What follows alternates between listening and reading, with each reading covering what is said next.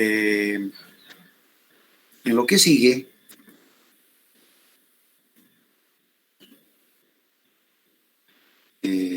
estudiaremos la representación de Fourier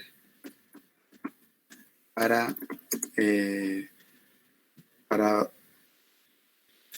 funciones no periódicas. Eso es lo que se hace, ese es el objetivo de la transformada. Obviamente la transformada tiene muchas aplicaciones, ¿no? Pero el cómo sale, de dónde ha salido, por qué se ha hecho, es esto, de que uno tiene una función. Si esa función, que se llama pulso por ser periódica, se la estudia y se la representa, si hay una fórmula, voy a decir, entonces lo que se obtiene es la serie de Fourier, y bueno, de acuerdo a la forma tienes las simetrías, de acuerdo a la diferenciación tienes una técnica para simplificar el cálculo y también tienes una representación compleja. En esos 4 temas, el común denominador es que tu función es periódica. Entonces, la historia de las funciones periódicas ya está terminada. La pregunta es, ¿y cómo representamos una función no periódica? Esa es la clave ahora. Y para ello, vamos a hacerlo así. Para ello, vamos a hacer vamos a hacer crecer el periodo sin límite. Esta es la manera de cómo uno pasa de una representación para una función periódica a una función aperiódica. Es que ahorita lo único que tenemos es serie de Fourier. No importa si es compleja o trigonométrica, es serie. ¿Y eso qué es? Es una representación, es una forma de entender, de mirar, de manejar una función periódica. Perfecto. Pero ¿y cómo yo vería una función que es no periódica? La clave es esto, hacer tender el periodo al infinito. Veamos un ejemplito, para que uno lo vea muy bien. Ejemplo. Y es una manera muy ingeniosa, además de quien desarrolló esto de esta forma. Considere el pulso, porque es un pulso. Es un pulso muy, muy simple. Va a ser de esta forma. F de t va a ser una función de doble entrada.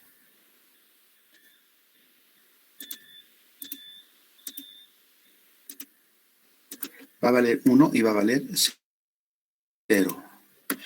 1, que sea 1 cuando la variable esté entre 0.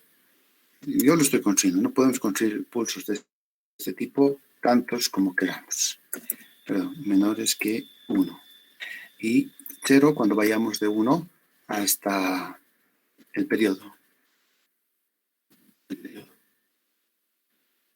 Listo. Es una función entonces periódica con periodo t. F de t es igual a f de t más t mayúscula. Ya está. Entonces esta es una función periódica y depende del periodo la misma. Entonces lo que vamos a hacer es ahora lo siguiente. Graficar f para los siguientes casos.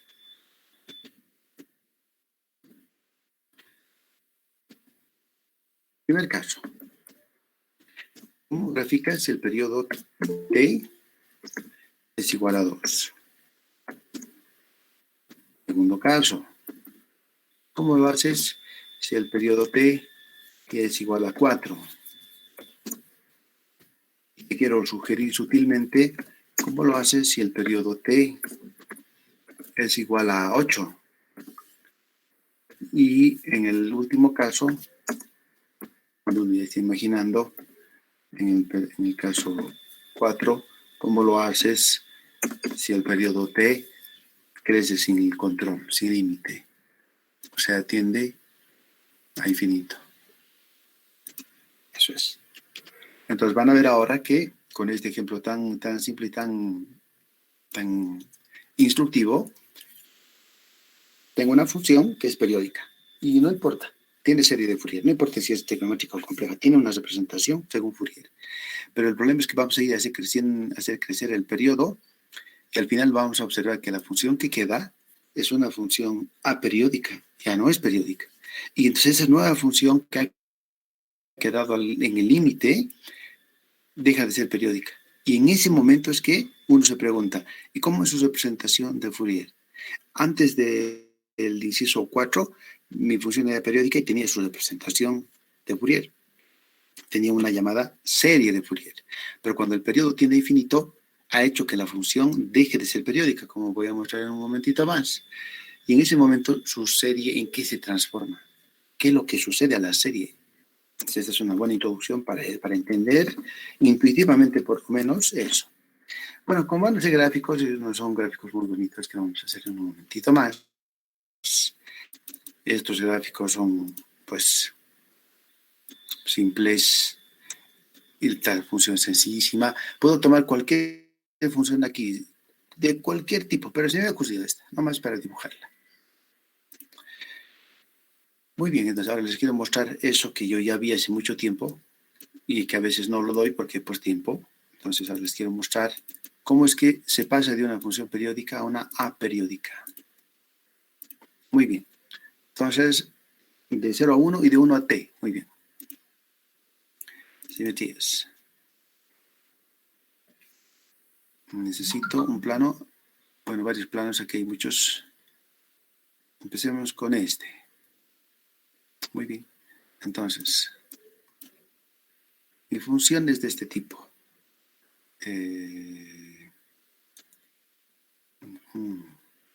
Bueno, voy a dibujar esto hasta el periodo 8, ¿no? Entonces esto debe crecer más. Copiamos.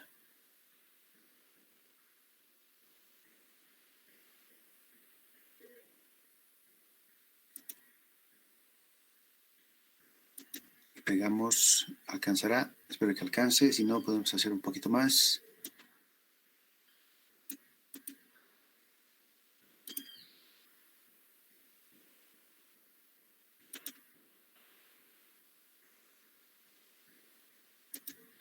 Y ya. Y para este lado va a ser una copia nomás, creo yo. Yo creo que sí, Ya. Bien, esta función va a valer 1. Entonces este 1 está muy pequeño aquí. Que sea para los fines que persigo, voy a ponerlo aquí.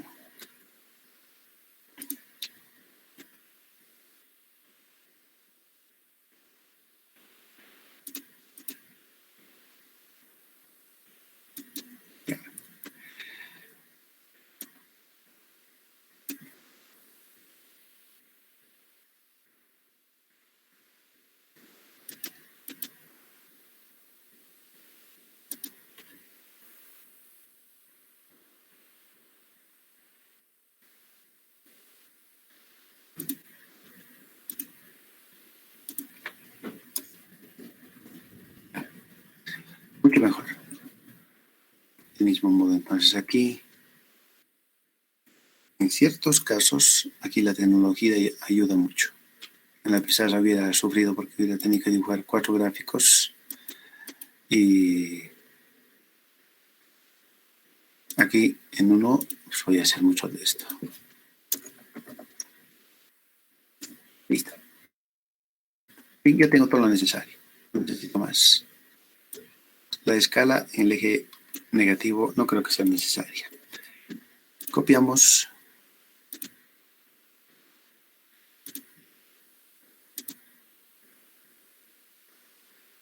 Ya está. Entonces empecemos. Ahora sí, tengo donde dibujar todo lo que quiero. Mi función, si ustedes se acuerdan, era así. Voy a usar el color azul, está bien con azul. Era 1 de 0 a 1. era 0 de 1 a el periodo, pero como el periodo es 2, entonces esto tiene que ir solamente hasta 1.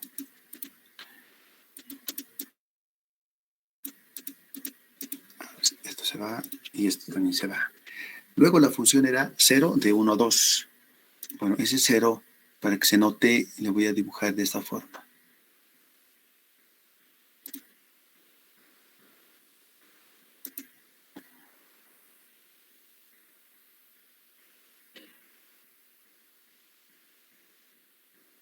Listo, ahí está, así es la función. 1 y 0. ¿Hay discontinuidad? Hay, por supuesto. Y esto se tiene que ser periódico. Lo hago. Copiamos.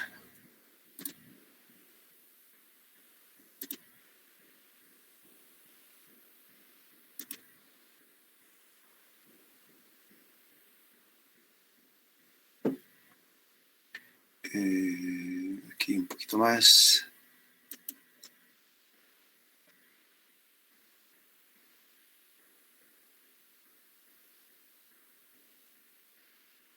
Sí. Creo que sería aquí. A ver. Sí, está bien.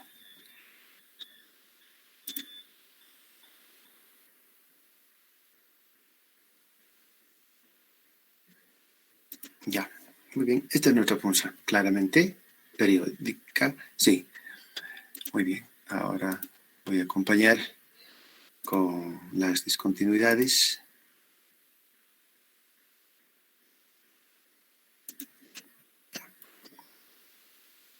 Y entonces copiamos donde se pueda, por todo lado.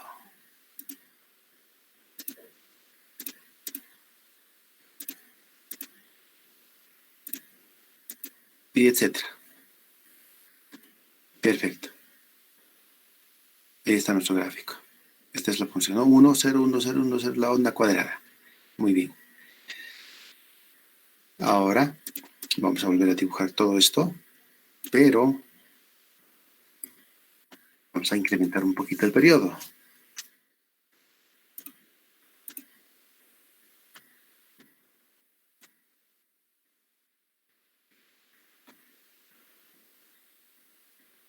Uno y medio. Hasta ahí. Control copio. Función, perfecto. Voy a abrir otro espacio para el inciso 2, que es el periodo, ahora 4. Ahora fíjese, va a ser 0 de 1 a 4. Entonces, volvemos al AutoCAD, como esto ya está hecho aquí. Vamos a hacer otro gráfico. ¿Dónde están mis gráficos? Aquí están. Muy bien. Entonces, debo copiar allá arriba esta porción, 1, 2, 3, y eso basta. Copiamos. Bueno, esto va a ser entonces, un momentito. Veremos 1, 2, 3, 4. Después me las arreglo. Copiamos desde la intersección, este punto, hasta este punto.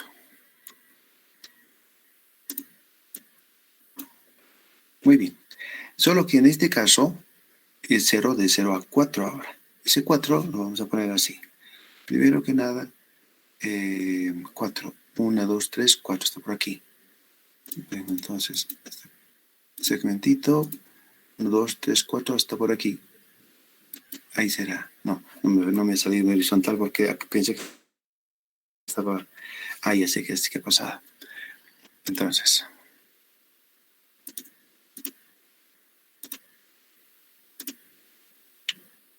este es el que molesta. 1, 2, 3, 4. Hasta aquí. Ahora sí, ese es el 0 entonces. Y entonces ahora el pulso se tiene que repetir. 2, 3. Copiamos desde este punto hasta este. Y ahora vamos a hacer copias. El periodo ha crecido 4 y a ver si he hecho mal. Creo que algo he hecho mal. 1, 2, 3, 4. Acá nada más te queda. ¿Qué es esto? Se arregla. Entonces, a ver, el periodo es hasta 4. Ahí, 1, 2. Esto hay que mover también.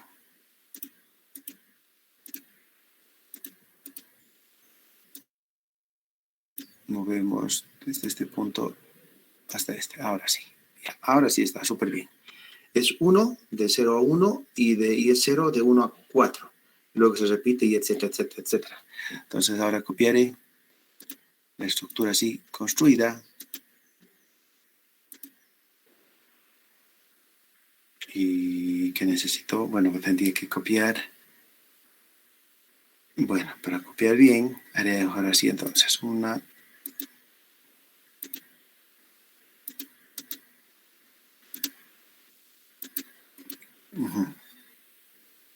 Copiamos. Desde esta intersección hasta aquí. Ay, qué desastre. Lo hice mal otra vez. Qué mal. Me ha ido algo. Otra vez estoy haciendo 1, 2, 3, 4. Copiamos. Tendría que haber sido desde este punto entonces. Pero ojalá que haya copiado bien el punto. A ver. Sí, este es 1.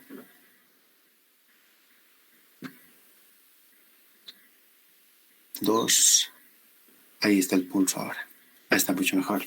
Para el lado izquierdo, vamos a hacer lo mismo. 1, 2,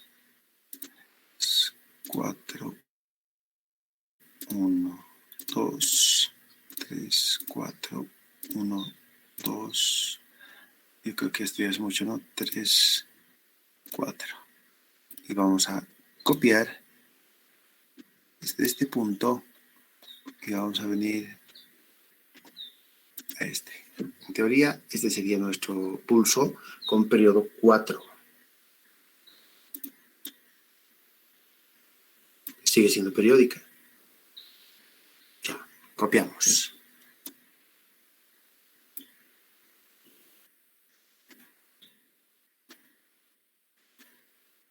Para que no haya ido esto. Ya. Seleccionamos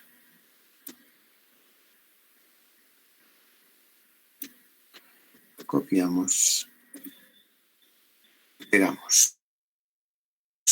Perfecto, este se abre así. El último paso, casi el penúltimo, sería poner ahora 8. Entonces, para eso, como hace un momento, vamos a copiar 1, 2, 3 y 4. Copiamos desde el origen.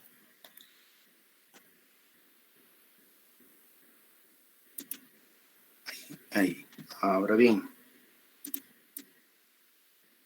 esto tiene que ir hasta el 8, pero, perdón, 1, 2, 3, 4, 5, 6, 7, 8. Este es el valor. A ver si no se me baja. Ya estoy en 1, 2, 3, 4, 5, 6, 7, 8. Está aquí. Pero tiene que estarse esto desactivado y creo que está ahí. Estoy bien. Ahí. Contaremos. 1, 2, 4, 6, 8. Fabuloso. Ahora está bien. Entonces, copio la estructura 1, 2, 3, 4. Copiamos.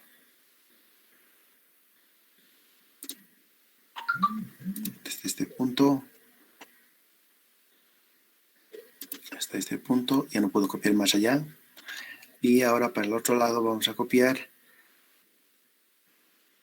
1, 2, 3, 4.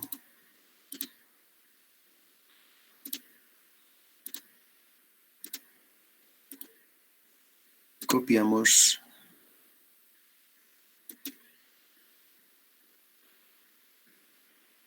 Y pegamos. Este es el gráfico. Entonces, en el caso de tener una con periodo 8. 1, 2, 3, 4, 5, 6, 7, 8. Bueno, así entonces. Veamos.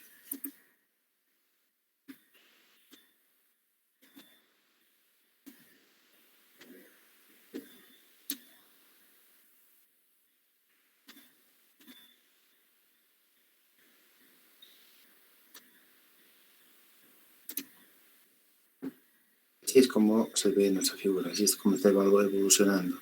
En el último caso, entonces, ahora que es el que nos interesa y nos va a mostrar cómo dejas de ser periódico, decimos, en el último gráfico, cuando el periodo tiende a infinito, la distancia entre un pulso y otro pulso va a ser infinita. ¿Qué es lo que va a quedar? Lo único que quedaría sería este segmentito. Este, y luego puro cero. No hay más. Copiamos este punto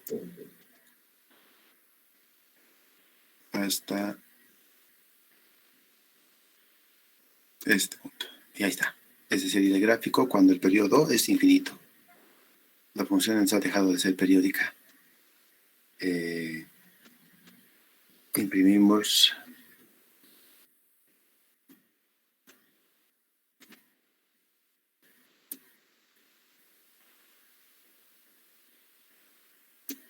Control copio. Muy bien.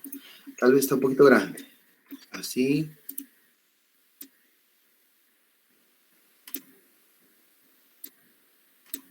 Ya mejor.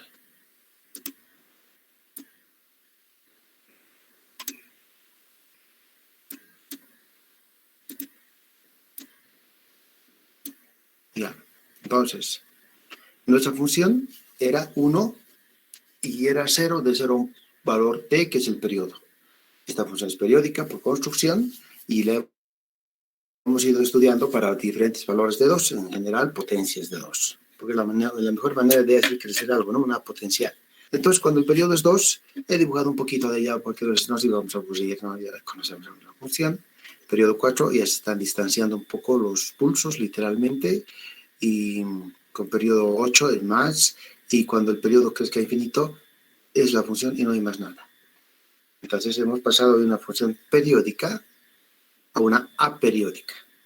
Entonces, esa es la manera en que uno deja a las funciones periódicas y trabaja con funciones aperiódicas. Bueno, ahora la pregunta interesante, que ahora ya no nos alcanza el tiempo porque ya tenemos que entrar a la materia, ¿no? Solo les voy a contar la mitad de la historia.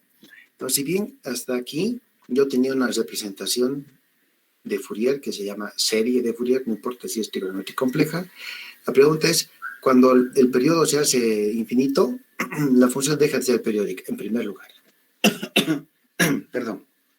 En segundo lugar, sus espectros se hacen continuos. ¿Dónde se ve eso? Dirás tú, ¿no? Bueno, eso se puede ver por lo siguiente. Vamos a ver. Entonces aquí diré así. A ver, considera el pulso y graficarle a perfecto. Entonces aquí voy a anotar. De donde se puede ver que... ¿cuál es la historia aquí? Graficar, perfecto. De donde se puede ver que el pulso se hace aperiódico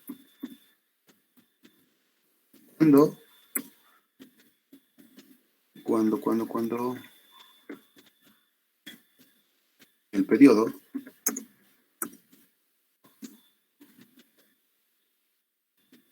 tiende a infinito. Tiende a infinito. Punto. Además, los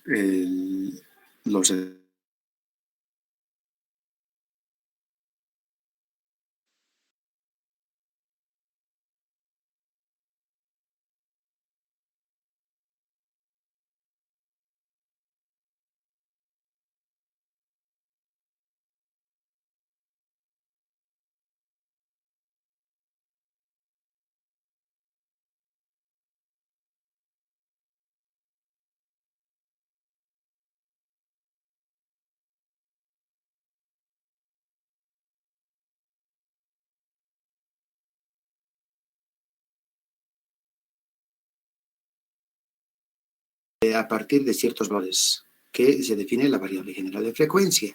Y la variable general de frecuencia es n omega 0, ¿no? Entonces, para un n, 1, 2, 3, etcétera, voy teniendo una serie de valores que solamente en esos valores debo de dibujar el espectro. Ahora, la distancia entre dos espectros son valores consecutivos del espectro, literalmente. Entonces diré aquí,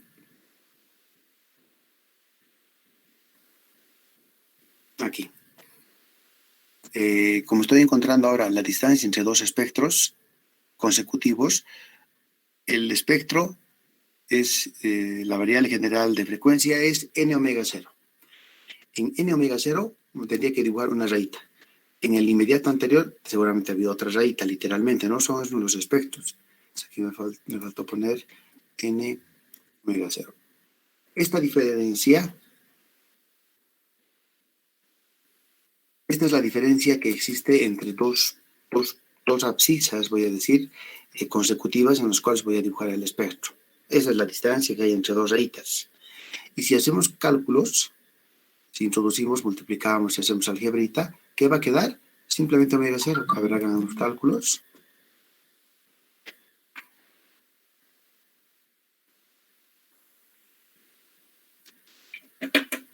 Porque cuando tú multipliques omega 0 por n omega 0 cuando se van a ir, pero va a quedar omega. ¿Y qué es omega 0? Bueno, siempre lo hemos sabido, era 2pi sobre el periodo. Y ustedes saben que cuando una cantidad crece al límite en el denominador, su inverso va a 0. A eso, y por eso es que le llamamos espectro continuo. Esto tiende a 0 cuando el periodo t tiende a infinito. Entonces, el dibujo ya no se hace, ya es más complicado, solamente el nombre lo voy a justificar otra vez. Cuando yo tengo un pulso, como este que nos hemos capturado de un ejercicio anterior, tengo aquí su coeficiente C sub n, se llama espectro, tanto de magnitud o de fase, a un gráfico. El gráfico es el módulo del complejo o el ángulo del complejo. Depende de qué, pero, porque todo gráfico es una variable versus otra variable. ¿Cuál es aquí la variable independiente? La variable independiente aquí se llama variable general de frecuencia, W, que no es más que NW0. Por ejemplo, para n igual a 1, encuentras un valor y ahí dibujas. N igual a 2, otro gráfico. N igual a 3, otro gráfico. 4, otro. 5, otro. Algo así aquí. Para n igual a 1, el valor era pi. Se dibuja un valor. Para n igual a 2, 2pi, otro gráfico. N igual a 3, otro gráfico. N igual a 4, otro. Y así sucesivamente puedo dibujar esto. Y entonces la variable general de frecuencia omega es un múltiplo de omega 0. De la variable de omega 0. En este caso de pi. En este caso de pi porque el periodo era 2. Entonces estos espectros eran discretos porque había un hueco entre ellos. Aquí hay una separación que no se llena con nada. ¿Qué distancia hay entre estos dos huecos, entre estos dos espectros? Es la pregunta. Entonces, ¿qué hemos hecho nosotros? Nos hemos dado una abscisa arbitraria, digamos esta. ¿Cuál es su fórmula? N omega 0. Y la anterior, N menos 1 omega 0. Y hemos medido qué distancia hay. Aquí. Aquí está. Nos hemos dado un valor de la variable general de frecuencia cualesquiera, n omega 0, y le he restado el valor inmediato anterior, que sería n menos 1 omega 0. Después de hacer el algebrita, la distancia entre estas dos abscisas de la variable general de frecuencia había sido omega 0, y esta es una constante. Por ejemplo, cuando el periodo es 2, la constante sería pi. Por eso aquí este gráfico iba de pi en pi en pi en pi en pi. Había distancia de pi unidades. Si el periodo fuese 4, supongamos que aquí consigo un pulso del periodo 4, la distancia sería 2pi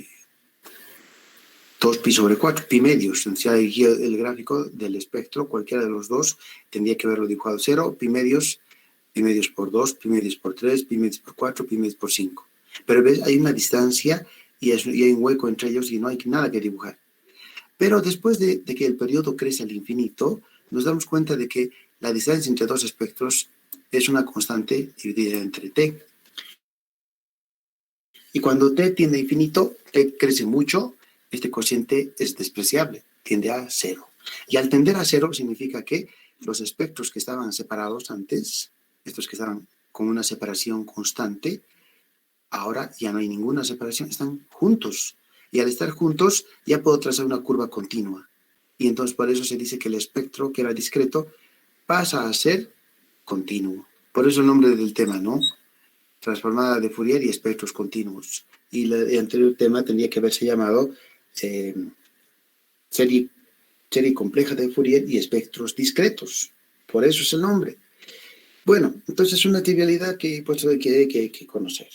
Ahora, el tercer punto, el tercer hecho que nos debería llamar atención, ya que a partir de funciones periódicas he hecho crecer el periodo mucho y me he dado cuenta de que mi función, que era periódica, deja de ser periódica. También me he dado cuenta de que su espectro deja de ser discreto y se hace continuo. ¿Cómo cambia su serie de Fourier? Claro, la serie debe de cambiar, ¿no? Yo puedo encontrar una serie justo para este gráfico, su serie compleja. Perfecto, tengo la fórmula ahí. Entonces, si el periodo lo hago tender a infinito, esa serie ¿en qué se transforma? ¿Cómo cambia? La respuesta es la serie de Fourier se transforma en lo que se llama transformada de Fourier. Pero ese cálculo me llevaría una media hora tal vez desarrollarlo y prefiero en este caso definirlo de esta forma. Pero voy a poner la pregunta. Pregunta. Y la serie de Fourier, ¿cómo cambia cuando el periodo tiene infinito? Porque ya sé que si el periodo tiene infinito, mi función deja de ser periódica y los espectros se hacen continuos. ¿Y la serie qué le pasa? La respuesta es esta definición que voy a dar. En esta definición me estoy ahorrando una serie de desarrollo matemático en el cual lo que se hace, nomás le voy a contar muy rápido, es primero empiezo por una serie compleja de Fourier. Hago que el periodo tiene infinito. Las integrales que definen los coeficientes se transforman en integrales que no van de menos t medios a t medios. Ahora van de menos infinito a infinito, porque el periodo está yendo a infinito, ¿no es cierto? Y lo que va quedando al final de toda una serie de un desarrollo matemático son dos integrales, a las cuales se les ha dado un nombre. Y por eso entonces, como esas integrales aparecen, les vamos a denominar. Y por eso entra aquí un nombre, definición. Sea f una función real evaluada, que no es compleja. Entonces, la transformada de Fourier se denota y define por este simbolito. F como operador. Transformada de Fourier que actúa sobre una función que depende del tiempo. Como toda transformada, una transformada lo que hace es a una función, lo transforma en otra función, que en este caso va a depender de la frecuencia. Y no es una función, no es un operador a cualesquiera, tiene que ser un operador que cumpla ciertas reglas que después voy a mostrar. Porque si no, cualquiera podría encontrar su transformada, ¿no? Aunque hay muchas transformadas aparte de la de Fourier, hay muchas otras, cada una sirve para distintos fines. En este caso, pero, a la transformada de Fourier la voy a calcular como esta integral impropia, de menos infinito a infinito, la función e a la menos i omega 0t diferencial de t. Entonces esta fórmula le llamaría transformada de Fourier. Y se llamaría transformada inversa, así escribiéndolo, f de Fourier a la menos 1, pero actuando sobre una transformada para encontrar la función original. La transformada lo que hace es agarrar una función del tiempo y lo transforma en una función que depende de la frecuencia. La transformada inversa agarra esa función que depende de la frecuencia y te devuelve la función de origen, la f de t. ¿Cómo se hace el cálculo en cada uno de los dos casos? Este es el cálculo para la transformada inversa y este es el cálculo para la transformada directa. Por eso aquí hay dos integrales, dos formas. Y eso es todo, esa es la transformada. Entonces, de hoy en adelante, todos los problemas y ejercicios que hagamos van a estar referidos a funciones aperiódicas, ya no son periódicas. Porque lo que es periódico yo ya lo sé, ya lo hemos visto, ya lo hemos estudiado. Ahora vamos a abocarnos a funciones que no son periódicas. Y vamos a saber ¿Para qué sirve además la trasformada? No solamente es un buen invento de alguien, ¿no? Debe tener algunas aplicaciones. Y vamos a ver una de ellas. Entonces, después de haber definido, así como cuando ustedes hacían, por ejemplo, en cálculo 2, uno define, ¿no? Se define el producto vectorial o el producto escalar o el producto tensorial. Tú das la fórmula, ¿no? Entonces uno dice, ¿de dónde habrá salido? Hay historia, obviamente, detrás de todo eso. Pero lo que uno tiene que saber es, doy un objeto, dado un objeto matemático, ¿qué hace esta nueva operación? La convolución, por ejemplo. ¿Qué es la convolución? Es una operación. Bueno, pero aquí, entonces, estoy introduciendo este objeto nuevo, un operador. Una función que actúa sobre otra y que da como resultado una otra función, de acuerdo a esta regla, y la inversa es esta otra. Y vamos a ver qué propiedades tiene esto y cómo ejercitamos estas propiedades, porque en cuanto tenemos un nuevo objeto de estudio, hay que saber qué puedes hacer con él y hay que saber cómo lo hacemos, cómo lo usamos bien. En general, esta notita es muy importante porque nos dice que en general, no siempre, pero casi siempre, en general, por eso es la palabra exacta, en general, la transformada es un complejo con parte real R de omega y parte imaginaria X de omega. En general, entonces, porque a veces hay funciones que no son complejas, son reales. Entonces yo asumo que su parte imaginaria es 0, pero sigue siendo compleja. Bien. Ahora bien, veamos un ejemplito, el ejemplo más importante, porque gracias a este ejemplo vamos a hacer muchas aplicaciones en lo que sigue. Dice así, muestre que la transformada de Fourier de esta función especial, tal como la ves, e a la menos at mu de t con a mayor que 0, es esta. Esta formulita, si tú lo divides con la teoría de los números complejos, multiplicando por el conjugado, al final te va a quedar sí o sí un complejo, tal como aquí hemos dicho. Pero para nosotros así lo vamos a dejar. Este es un complejo y ya, pare. Aquí requisitos que A sea mayor que 0. ¿Por qué A tiene que ser mayor que 0? El problema consiste en la integral. Ya les dije que una integral es una suma infinita. Es una suma retorcida, una S de suma. Entonces, cuando estamos integrando, estamos sumando. Y muchas veces estas sumas, peor si van de menos infinito a infinito, pueden ser sumas que nunca terminen, que sean tan grandes que no estén acotadas. En ese caso, el problema estaría muy complicado porque no sería una serie que no converge. Y nosotros queremos que sí converja. Porque ¿de qué nos serviría una suma infinita? No podríamos hacer ninguna cuenta. Entonces, para garantizar la convergencia de una integral, es requisito poner condiciones. Y en este caso, como una transformada tiene que ver con una integral, necesito que A sea mayor que 0 si quiero garantizar la convergencia de mi integral. En otras palabras, si A es mayor que 0, existe integral y existe transformada. Si no fuese así, pues no existe transformada y no preguntes, no busques la transformada con A 0 porque no hay simplemente. Muy bien. Entonces lo que ahora voy a hacer es usar esta relación con este caso particular. Y este caso no ha sido inventado como sea, ha sido justamente escogido como el primer ejemplo para que se vea y cómo se calcula una transformada por la definición. Aquí está el cálculo. Entonces, f de omega es la transformada, el resultado de transformar esta función.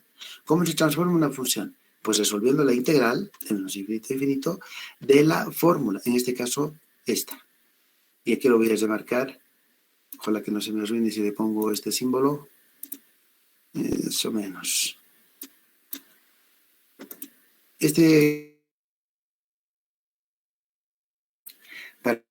Debo de poner mi función. Aquí es e a la menos at mu de t.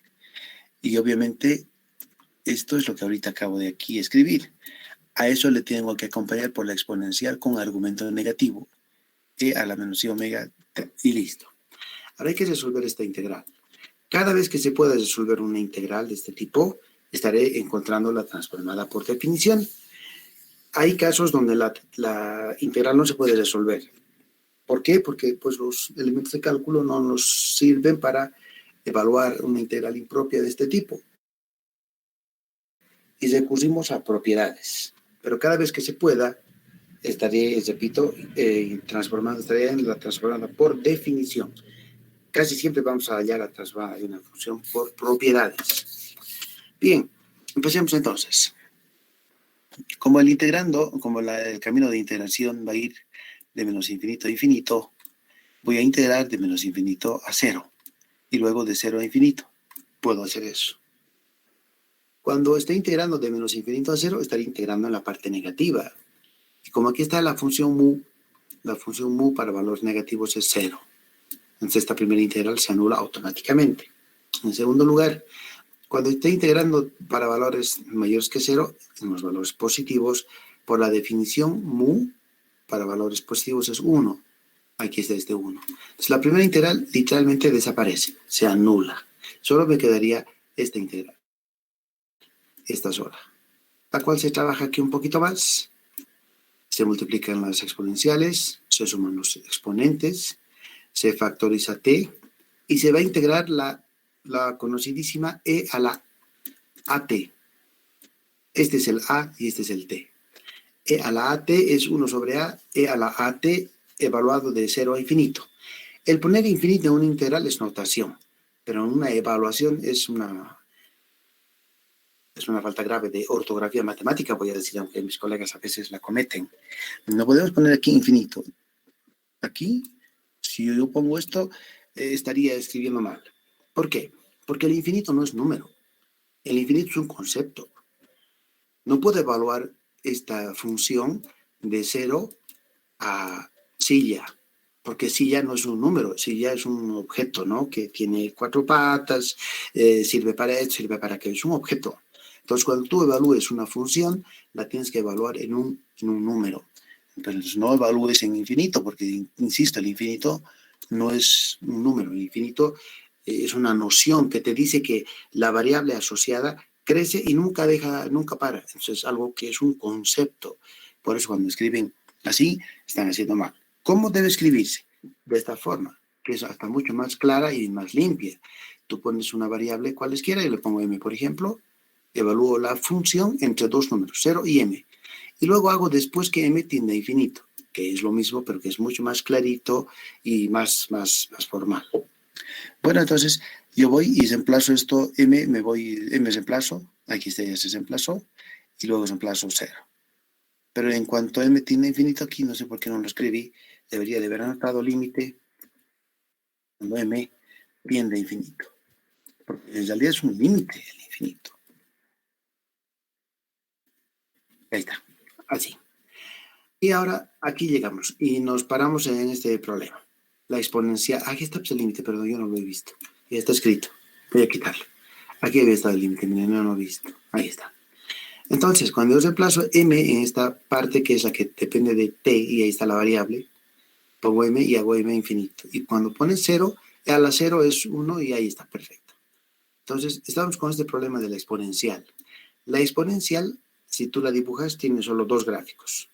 O crece así, y se va a infinito y no converge a nada, y chao el problema, chao la fórmula, o la exponencial decrece así y se va a 0. Solo tiene dos posibles respuestas la exponencial cuando su argumento tiende a infinito. O va a infinito o va a 0. Si esto fuese infinito, mi fórmula estaría muy mal escrita, porque sería 1 sobre menos a menos i omega por infinito menos 1. Pero ya les digo, el infinito no se puede restar 1 del infinito, porque el infinito es un concepto. Pues no me conviene, en ninguna de mis fórmulas voy aquí a poner infinito. ¿Qué pondré? El valor natural, la exponencial, en el límite vale 0. ¿Pero cuándo vale 0 la exponencial? Cuando su argumento es negativo. Pues por eso es que después voy a decir a tiene que ser negativo sí o sí. Es decir, menos a, y por eso es que a tiene que ser positivo. Eso después lo diré. Entonces, este límite tiene que irse a 0. Al irse a 0, este menos que con menos se hace más y llegas al resultado y paras. Ya está todo, ahí acabó, es todo. Así como se halla la transformada en una función. Esta es mi función, He resuelto estas integrales. Miren, son bien sencillas, no son difíciles. Lo único aquí difícil puede ser este límite. Pero repito, en el infinito, la exponencial solo tiene dos respuestas. O es infinito o es cero. Tú decides cuál quieres que sea. Cero, ¿no? Si pongo infinito, uy, mi fórmula ni se va a poder calcular. Porque con el infinito, ¿qué operaciones hay? No hay aritmética con el infinito. O si la hay, es en algún concepto, pero no en el, no haces cálculos, no puedes construir nada con el infinito. Bueno, ahora bien, aquí especifico y explico el por qué este límite va a ser cero. Donde se usó este hecho, este límite. Este límite es cero. ¿Por qué? Vamos a decir por qué. Entonces, este límite siempre y cuando sea mayor que cero. Por lo siguiente, veamos esto. Bueno, este límite, tal como lo están viendo, simplemente es un límite complejo. Entonces, multiplicando por m, porque m es una variable, puedo multiplicar.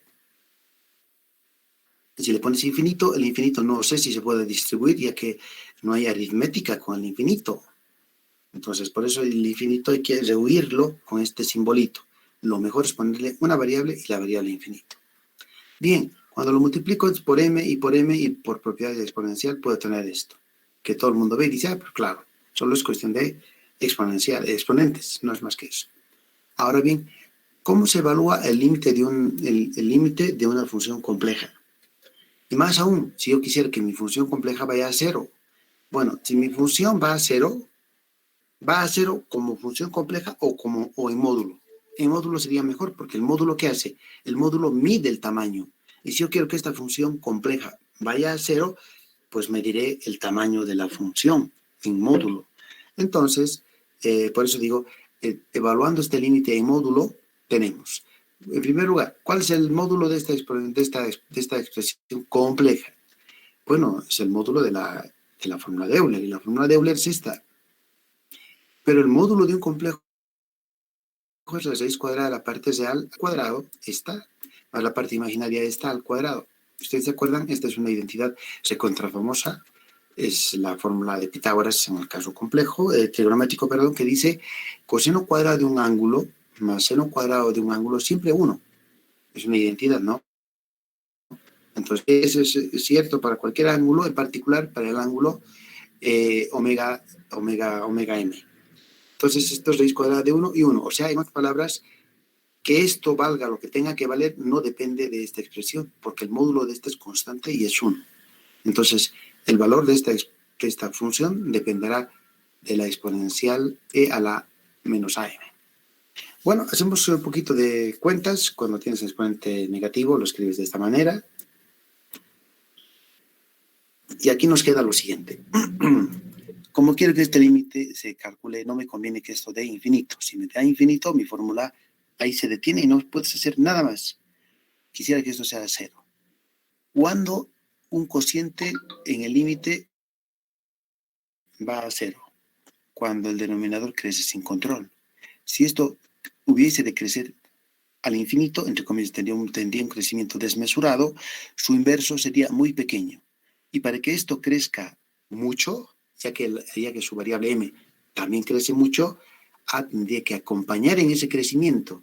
Entonces, si A fuese positivo, al ser A positivo y m crecer sin control, sin límite, el producto m por A crecería sin control, sin límite.